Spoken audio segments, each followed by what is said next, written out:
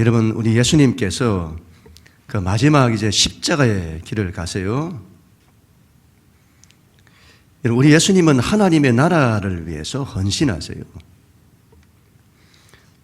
한 영혼에서 모든 민족, 온 세상 모든 민족을 구원하는 일을 위해서 우리 예수님께서는 당신의 목숨까지 헌신하십니다. 여러분, 우리도 헌신해야 합니다. 여러분, 헌신을 해야 합니다. 하나님의 나라를 위해서 헌신해야 합니다. 한 영혼에서 모든 민족까지 영혼들을 구원하는 일을 위해서 우리는 헌신해야 합니다. 우리가 이제 12월 달에 새생명 축제를 하잖아요. 영혼 살리는 일을 위해서 헌신해야 합니다. 여러분, 헌신을 해야 하나님의 역사를 보는 거예요. 헌신하지 않는데 내 신앙에, 내 삶에 하나님의 역사가 일어나기를 바라는 것, 그런 거 없습니다. 사역을 해야 합니다. 사역. 뭘 하든지, 내가 뭘 하든지 간에 사역을 해야 해요. 하나님의 일을 해야 된다, 이 말이지. 이런 사역에 헌신해야 합니다. 그래야 할 때에 성령의 역사가 나타나고 하나님의 역사들이 나타나게 되는 것입니다. 우리 예수님은 그 일을 위해서 또 기도하셨습니다. 우리는 지난주까지 요한복음 17장에 나타난 예수님의 기도에 대해서 함께 나누었습니다. 예수님은 기도하세요. 기도를 통해 하나님의 역사를 감당하세요. 하나님의 아들이 기도하시는 거잖아요. 하나님 아버지의 뜻대로 온전히 사시는 그분도 기도를 하세요. 그 기도를 통해서 일을 이루시는 겁니다. 그럼 우리는 이러면 하물며 우리는 당연히 그 일이 마땅한 겁니다. 기도해야 합니다. 요즘 이제 새벽기도 그 본문이 시편 말씀이잖아요. 지난 주간에 제가 시편 말씀을 묵상하면서 참 큰 걸 깨닫게 하나님 해주셨습니다. 다윗의 시편을 보면 고난이 많아요. 고난에 대한 이런 시편들이 굉장히 많습니다. 고난, 어려움이 많다 이 말이죠. 그래서 탄식이 많아요. 그리고 대적들이 얼마나 많은지. 우리를 방해하고 넘어뜨리고자 하는 그와 같은 대적들이 얼마나 많은지 모릅니다. 다윗은 고난 가운데서 하나님께 막 부르짖는 거예요. 고난을 이길 수 있도록 기도하고, 그리고 대적들을 위해서 막 대적들이 그들의 권세가 다 깨어지도록 막 하나님 앞에 간절히 부르짖으면서 기도를 하는 거잖아요. 그런데 여러분, 그 시편의 중간에도 한 번씩 등장하기도 합니다만 끝부분에 가면 대부분의 그 다윗의 기도들이 이 고백들로 끝이 나는데, 하나님께서 나를 구원해 주셨다고 고백을 하고, 하나님이 나를 성립케 해 주셨다고 고백을 하고, 그 하나님을 찬양하는 이런 걸로 시편들이 다 마무리가 되어지는 거예요. 여러분, 하나님이 구원을 해 주셨다면, 하나님의 구원하심 성립해 주셨다, 그걸 찬양한다면, 그러면 그런 그 고난에 대한, 대적들에 대한 이 부르짖는 기도, 이런 걸 안 해야 되잖아요. 승리를 했다면, 하나님이 나를 구원해 주셨다면 안 해야 되는 거잖아요. 그래서 여러분, 시편을 보면 앞뒤가 조금 안 맞는 것 같아요. 막 구원해 달라고 막 부르짖다가 하나님이 구원해 주셨다고 말하고 하나님을 찬양하는, 앞뒤가 안 맞는 것 같아요. 그런데 제가 지난 주간에 이제 묵상을 하다가 그렇구나 이런 마음이 드는 거예요. 시편의 내용들이 신데 이건 전부 다윗의 기도구나. 그리고 이 기도는 다윗의 기도 가운데서 이루어진 거구나. 기도 가운데서 이런 거예요. 자기 삶에 문제가 있으면, 이 어려움이 있으면 이걸 가지고 하나님 앞에 나와서 막 기도하는 거죠. 하나님께 부르짖고 막 도와달라고 막 기도하는 겁니다.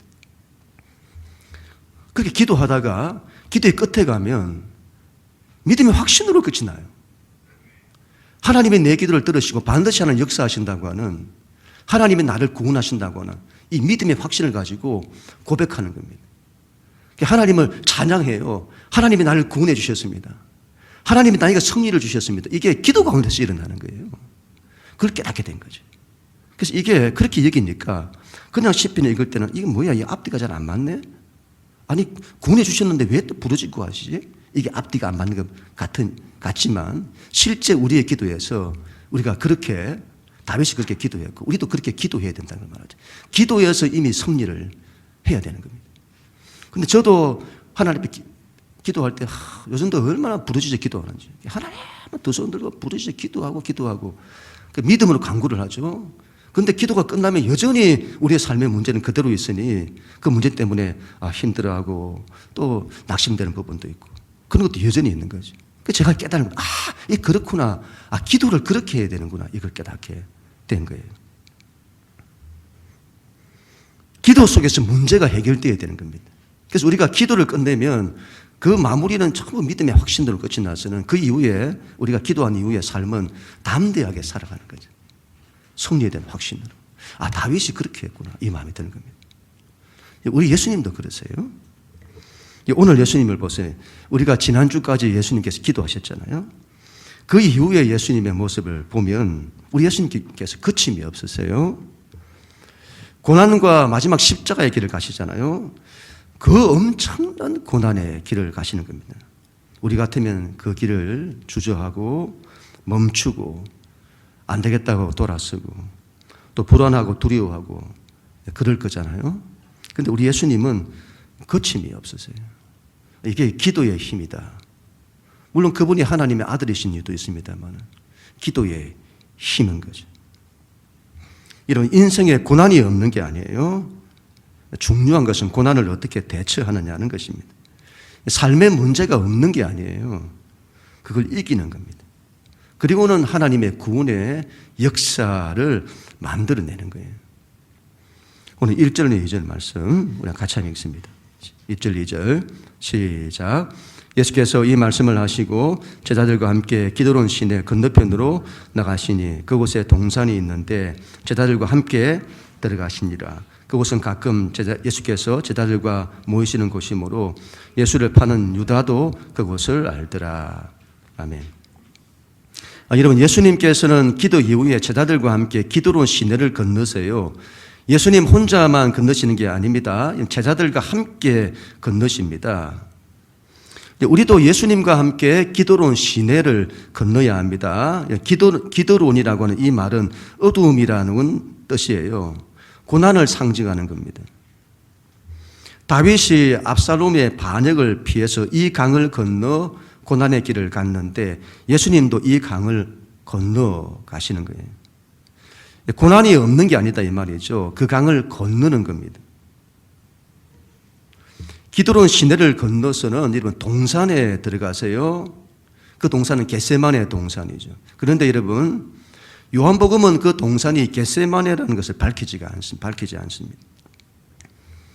다른 복음서에서는 예수님께서 그 동산에서 심히 고뇌하시는 모습을 보이시잖아요. 겟세마네라고 하는 감람류 기름을 짜듯이 모든 걸 짜내시면서 기도하는 그런 예수님의 모습으로 그리고 있습니다. 그런데 요한복음에서는 그런 예수님의 모습이 없어요. 요한복음은 예수님이 하나님의 아들이 되심에 집중하기 때문입니다. 예수님은 하나님의 아들로서 그 고난을 거침없이 담대히 감당하시는 겁니다. 또 이 동산은 태초에 에덴 동산을 연상케 합니다. 거기서 첫사람 아담이 실패했습니다. 그런데 우리 예수님은 승리하세요. 옛 동산에서 아담은 하나님을 피해 숨습니다. 그러나 이 동산에서는 예수님은 하나님 아버지 앞에 서십니다. 그분과 함께 하세요. 그래서 이 동산에서 예수님은 오로지 아버지의 뜻을 바라시고 아버지의 뜻을 위해서 당신의 목숨까지 다 드리십니다. 예수님의 이런 모습은 하나님의 아들로서의 모습이기도 하고 기도 이후에 예수님의 모습인 겁니다. 우리가 기도하면 승리의 확신을 가지는 거예요. 그리고 기드론 시내를 담대히 건너게 되는 겁니다. 고난이 없는 게 아니다 이 말이죠. 하나님의 뜻에 고난이 있다 할지라도 그 일을 목숨처럼 순종해내는 겁니다. 하나님께 헌신하는 거죠. 그렇게 해서 하나님의 위대한 역사가 나타나는 거예요. 예, 그곳을 여러분 가룟유다도 잘 알고 있었습니다. 늘 예수님께서 제자들과 함께 가시는 곳이기 때문에 예수님이 그곳에 계실 것을 알았습니다. 3절부터 5절 같이 읽습니다. 시작. 유다가 군대와 대제사장들과 바리새인들에게서 얻은 아랫사람들을 데리고 등과 횃불과 무기를 가지고 거리로 오는지라. 예수께서 그 당한 일을 다 아시고 나아가 이르시되 너희가 누구를 찾느냐? 대답하되 나사렛 예수라 하거늘 이르시되 내가 그니라 하신지라. 그를 파는 유다도 그들과 함께 섰더라. 아멘. 가룟 유다가 사람들을 데리고 예수님을 잡으러 옵니다. 대적들이 오는 거예요. 그들은 로마 군대이기도 하고 대제사장들과 바리새인들의 사람들입니다. 당시 여러분 유대 사회의 정치 권력과 종교 권력들이 이 반대자들이 예수님을 잡으러 오는 거죠. 그들이 등과 횃불과 무기를 가지고 왔습니다. 예수님을 무기를 가지고 잡으러 온 거예요. 이러면 이 세상의 폭력성을 말하는 거죠. 우리를 반대하는 자들의 폭력성을 말합니다. 세상의 반대, 폭력 이런 걸 말하는 거예요. 세상이 우리를 대하는 방식입니다. 폭력과 반대죠. 근데 여러분 잘 보세요. 그들이 먼저 예수님 잡으러 왔는데 그들이 먼저 묻지 않습니다. 네가 예수냐? 그렇게 묻지 않아요. 오히려 예수님이 먼저 물으십니다. 네가 누구를 찾느냐? 여기서 예수님의 고난에 대한 적극성을 볼 수가 있습니다. 예수님은 당할 일을 다 아셨다고 해요. 앞으로 어떤 일을 당할지를. 그러면 그걸 피해야 하는 거잖아요. 미리 아셨다면 충분히 피할 수 있는 거잖아요. 아니면 숨어야 하는 거잖아요. 그런데 우리 예수님 그렇게 하지 않았어요. 먼저 물으시는 겁니다. 안 물으셔도 될 것 같은데 굳이 물으세요. 네가 누구를 찾느냐? 나사렛 예수라. 그러자 예수님이 어떻게 하시죠? 당당히 밝히세요. 내가 그니라. 우리 예수님이 얼마나 당당하신지 모릅니다. 여기서 잡히면 엄청난 고난과 십자가 죽음이 기다리고 있는 거예요. 그걸 아시면서도 얼마나 당당하신지 모릅니다. 대적의 반대 앞에서 두려워하지 않으시고 당당히 맞섰어요. 우리도 신앙에서 우리의 대적들이 있는데 그 대적들을 그렇게 맞서야 합니다. 뭘 위해서요?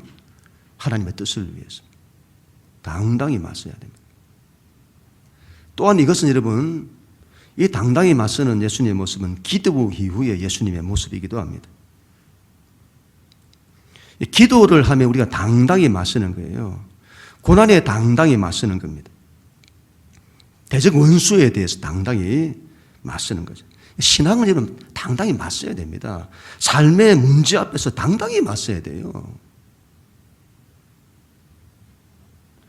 우리가 삶의 힘듦 앞에서 인생이 쪼그라든다고 하잖아요. 살면서 이런저런 문제를 만나고 힘겨움을 만나면 그냥 쪼그라들어요.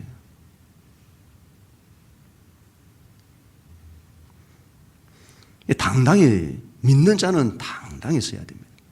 하나님이 곁에 계시기 때문에. 삶의 힘듦에 불안하거나 두려워하지 않아야 됩니다. 물론 우리가 약함이 있기 때문에 잠시 그럴 수 있습니다. 근데 계속 그렇게 불안과 두려움에 사로잡히고 그렇게 해서는 안 됩니다. 당당히 맞서야 돼요. 주눅들지 않아야 됩니다. 신앙은 당당한 거예요. 사역 기조, 사도행전 마지막에 보면 사도행전의 역사를 말씀하실 때에 이 제자들이 바울이 하나님 나라를 전파하는데 그 사역 기조, 하나님의 일을 어떻게 감당하냐? 거침없이 담대히. 여러분 사역 기조는 거침없이 담대히. 우리가 여러분 신앙의 삶을 살아가는 방식, 하나님의 일을 감당하는 방식은 주눅들고 불안하고 두려워하는 그런 방식이 아니고 거침없이 담대히. 조금만 힘들고 조금만 여러분 우리가 날씨가 춥고 조금만 무슨 일이 있으면 그냥 주눅들어서 쪼그라드는 거예요. 신앙이 여러분 거침없이 담대해야죠. 어떤 상황에서도 믿음으로 뚫고 일어서고, 그래야 하나님의 역사를 보는 거죠. 그렇지 않을 때 어떻게 하나님의 역사를 볼 수가 있습니까?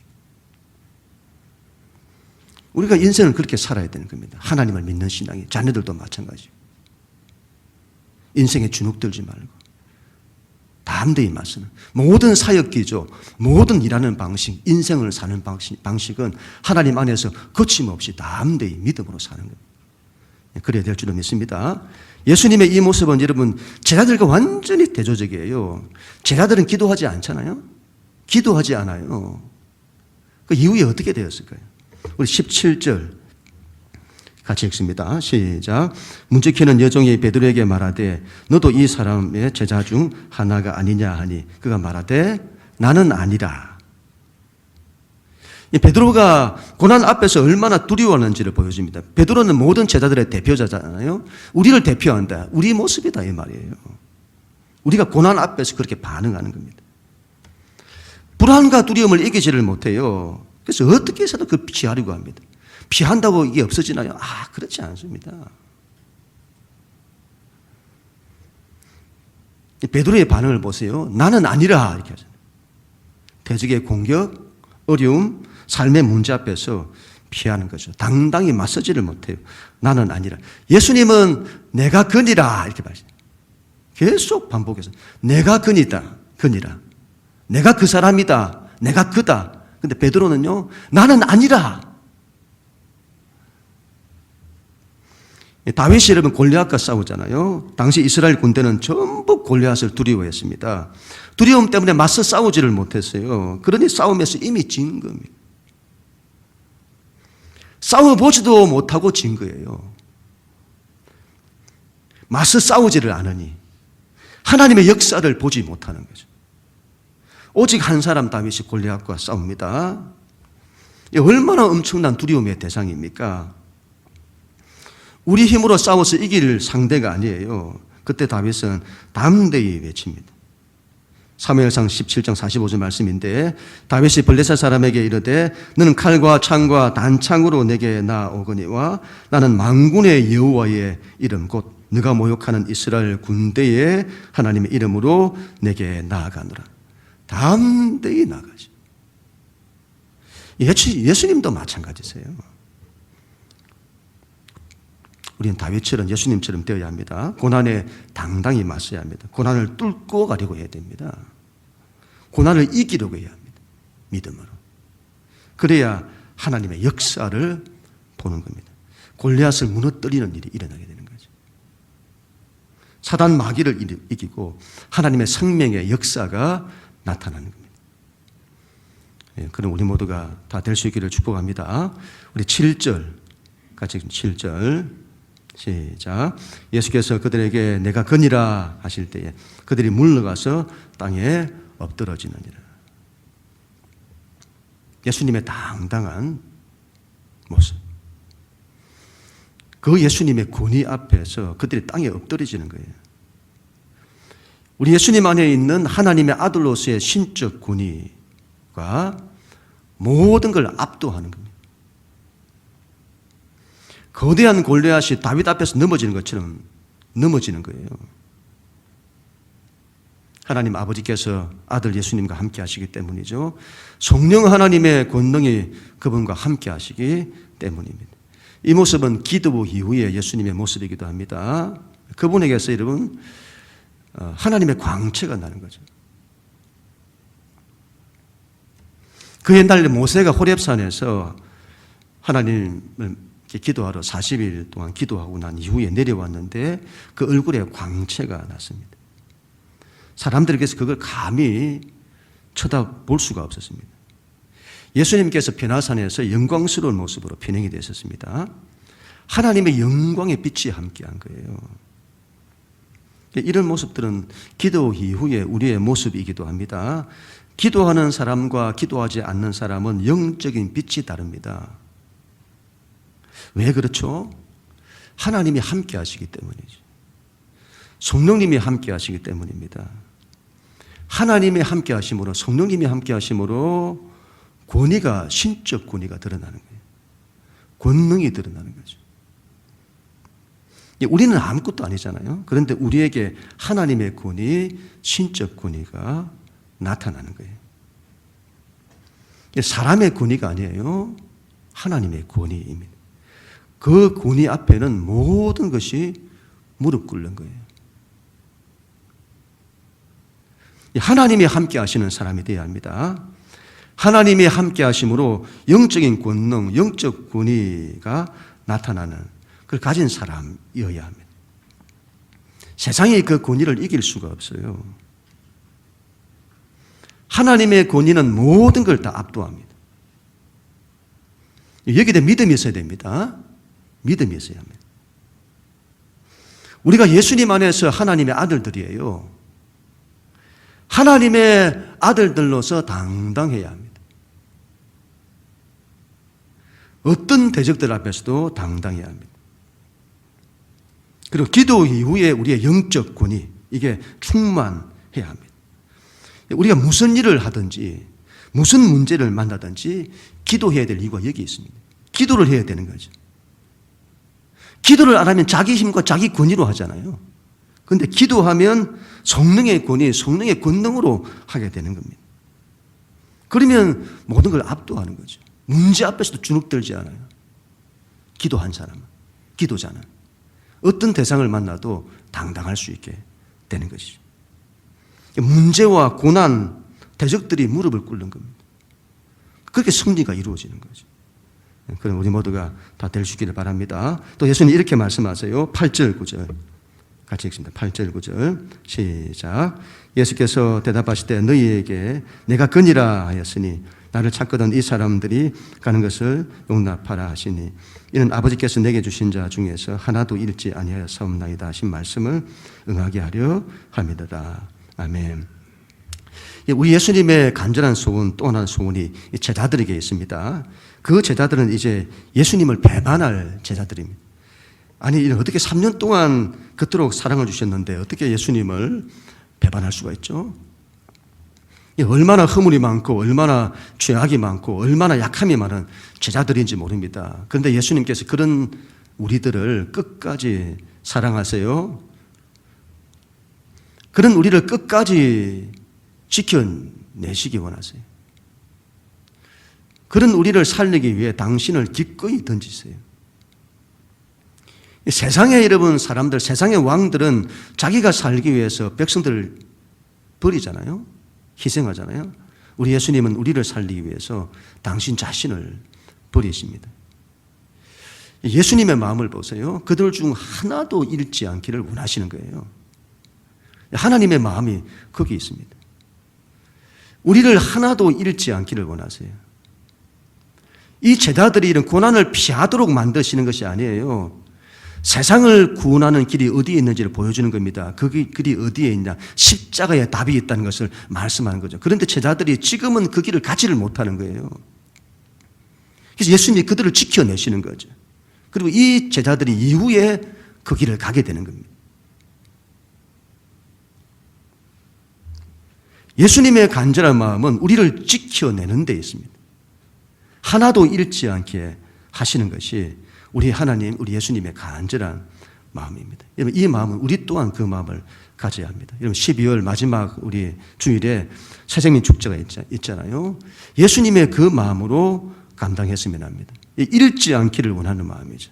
한 영혼도 잃지 않고 살리려는 그 마음이에요. 여러분, 내 사랑하는 가족들, 이웃들, 친구들 한 영혼이라도 잃지 않기를 원하는 마음이어야 합니다. 그 마음을 가져야 돼요. 그 일에 헌신해야 합니다. 그 일을 위해 힘듦이 있고 어려움이 있다 할지라도 기꺼이 감당하려고 해야 해요. 아무런 어려움 없이 힘듦이 없이 사람을 구원한다고요? 그런 거 없습니다. 기꺼이 헌신하려고 해요. 그래야 하나님의 구원의 역사가 나타나는 거예요. 우리는 어떻게 하죠? 하다가 조금만 힘들면, 조금만 반대가 일어나면, 조금만 환경이 여의치 않으면 다 포기해버리잖아요. 그래서 우리가 하나님의 역사를 못 보는 겁니다. 그래서 안 되는 거예요. 끝까지 잃지 않으려고 해야 되는 거죠. 그 말은 어떻게 해서라도 살리고자. 그 살리는 그 일을 위해서 내게 어떤 힘듦이 있다 할지라도 기꺼이 감당하려고 해야 되는 거죠. 그런 걸 헌신이라고 하는 거예요. 끝까지 살리려고 해야 합니다. 그래야 할 때 그런 우리를 통해 하나님의 구원의 역사가 나타나게 될 것입니다. 그런 우리가 다 될 수 있기를 축복합니다. 여러분 이런 것 들으실 때 아멘 크게 하셔야 됩니다. 고난 이야기하면 다 그냥 그렇게 하시면 안 됩니다. 마지막으로 우리 10절 11절 같이 읽습니다. 베드로를 잘 보세요, 여러분. 10절 11절 시작. 이에 시몬 베드로가 칼을 가졌는데 그것을 빼어 대제사장의 종을 쳐서 오른편 귀를 베어버리니 그 종의 이름은 말고라. 예수께서 베드로들어 이르시되 칼을 칼집에 꽂으라. 아버지께서 주신 잔을 내가 마시지 아니하겠느냐 하시니라. 아멘. 베드로가 칼을 가지고 있어요. 그것을 빼어서는 대제사장의 종을 쳐서는 그 오른쪽 귀를 베어버립니다. 이런 대단하죠. 우리 베드로 형님께서 칼잡이이신 거예요. 베드로의 행동을 보세요. 굉장히 옳아 보입니다. 얼마나 정의로워 보이는지, 얼마나 의리가 있어 보이는지. 대체 예수님이 무슨 잘못을 했습니까? 대체 우리가 무슨 잘못을 했습니까? 우리 예수님 영혼 고치고 살리고,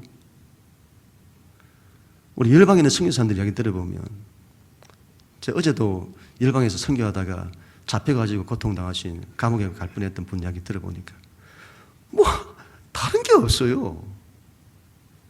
영혼 살리려고 했다. 그런데 그걸 잡아서 무슨 무리배 폭력배처럼 무슨 정치범처럼 취급을 하는 거예요. 무슨 잘못을 했습니까, 여러분? 예수님이, 제자들이. 그래서 저들이 예수님을 잡아가려고 하는 거잖아요. 왜 잡아가려고 하냐? 여러분, 그 부당함에 당연히 분노해야죠. 당연히 여러분은 맞서 싸워야 할 겁니다.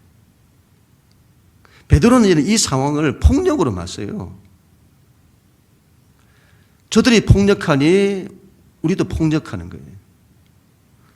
베드로는 여러분 이 문제를 옳고 틀린 걸로 해결하려고 해요. 이 베드로의 폭력성은 우리의 폭력성입니다. 우리가 예수님을 믿는다고 하고 예수님을 따른다고 하면서 그 길을 가는 거예요. 십자가의 길이 아니라 칼을 드는 길을 간다. 이 방식을 취하는 거예요. 옳고 틀린 방식. 옳고 틀린 방식이 우리의 삶의 근본이 되면 반드시 칼을 들게 되어 있습니다. 우리는 정의에 관심이 있어요. 그래서 세상의 불의에 맞습니다. 맞습니다, 여러분. 세상의 불의에 맞서야 합니다. 그런데 그 방법이 뭐냐는 거예요. 폭력을 폭력으로 맞서는 거예요. 우리는 저마다 자기 안에 칼을 품고 있어요. 미움의 칼을 품고 있습니다. 분노의 칼을 품고 있습니다. 비난의 칼을 품고 있어요. 정죄의 칼을 품고 있어요. 정의라는 이름의 칼을 품고 있어요. 이 세상과 역사의 전쟁을 보세요. 그 전쟁의 원인이 뭐죠? 전부 자신들이 자기 나라가 옳다는 걸 위해 칼을 드는 거예요.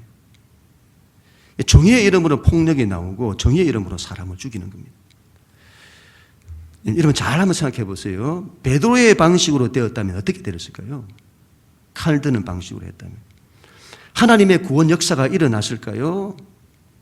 온 세상의 죄 문제를 해결하는 이 하나님의 위대한 구원의 역사가 일어났을까요?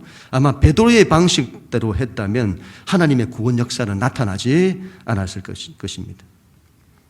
문제는 우리가 그 베드로의 방식으로 신앙을 살고 또 세상도 그렇게 구원하기를 원하는 데 있는 겁니다. 지금 시대는 너무도 많은 기독교 운동들이 있어요. 여러분 잘 분별해야 합니다. 예수님께서 마지막 시대의 징조를 이렇게 말씀하셨습니다. 마지막 시대는 여기서도 그리스도다, 저기서도 그리스도다 할 거다. 그리스도라고 하는 사람들이 너무 많아요. 자신들의 방식이 세상을 살리는 방식이라고, 세상을 구원하는 방식이라고 말하는 사람들이 너무 많습니다. 분별해야 합니다. 불확실성, 모호한 시대를 사는 거예요. 진리도. 뭘로 분별하죠? 이런 뭘로 분별하세요? 뭐가 옳으냐, 뭐가 틀리냐? 여러분, 옳고 틀린 것으로는 절대 분별되지 않습니다. 우리 영적으로 쏟기 쉽습니다. 분별은 여러분 오로지 십자가로 하는 겁니다. 십자가로. 십자가가 있냐 없냐 그거예요. 십자가 복음이 있냐 없냐. 예수님 말씀을 보세요. 칼을 칼집에 꽂으라 하잖아요. 하나님의 나라가 칼로 오는 게 아니다 이 말이에요. 아버지께서 내게 주신 잔을 내가 마시지 않겠느냐. 아버지께서 세상을 구원하기 위해 유일한 길, 바로 아들의 십자가. 아들의 십자가 희생. 아버지께서는 아들이 칼을 드는 것이 아니라 그 십자가의 길을 가기를 원하시는 거예요. 그게 하나님의 구원의 방식이라. 아들은 아버지의 그 뜻을 목숨처럼 순종하시는 겁니다.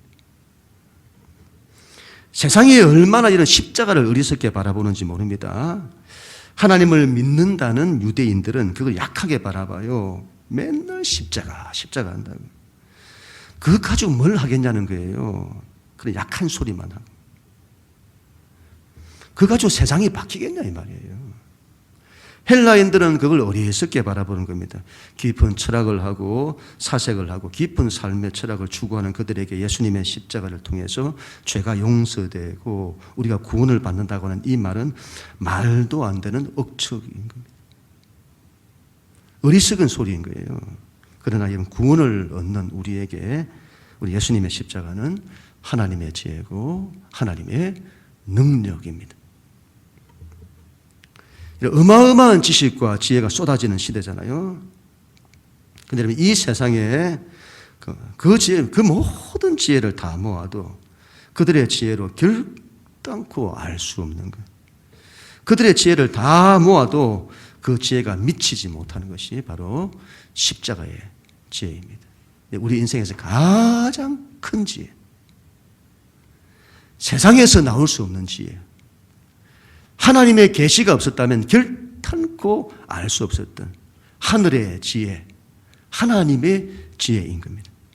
그리고 하나님의 능력인 거예요. 이 세상 어떤 것으로도 세상 문제를 풀 수 없는데 지금 보세요. 전 세계 분쟁이 일어나는 거, 국가 간의 민족 간의 분쟁이 일어나는 그뿐만이 아니고 가정의 어떤 분쟁, 사람과 사람 사이의 모든 분쟁들, 문제들 그걸 푸는 열쇠는 전부 십자가입니다. 세상 모든 문제를 푸는, 세상을 살리는 방식은, 길은 십자가에 있습니다. 칼을 칼집에 꽂아야 돼요. 우리는 칼을 의지해서는 안 됩니다. 오로지 십자가를 의지해야 됩니다.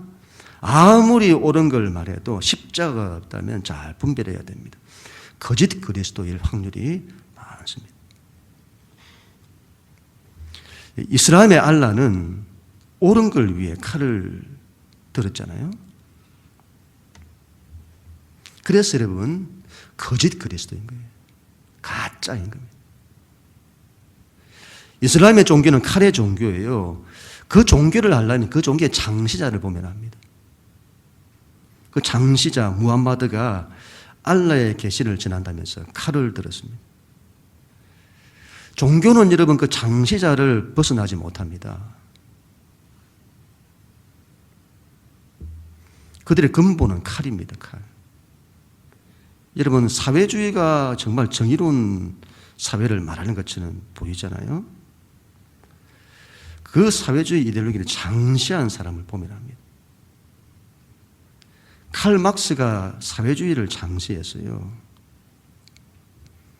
그는 세상에 대한 분노와 폭력을 가지고 있었습니다. 그 사람의 근본에는 칼이 있어요. 폭력성을 가지고 있다 이 말이에요.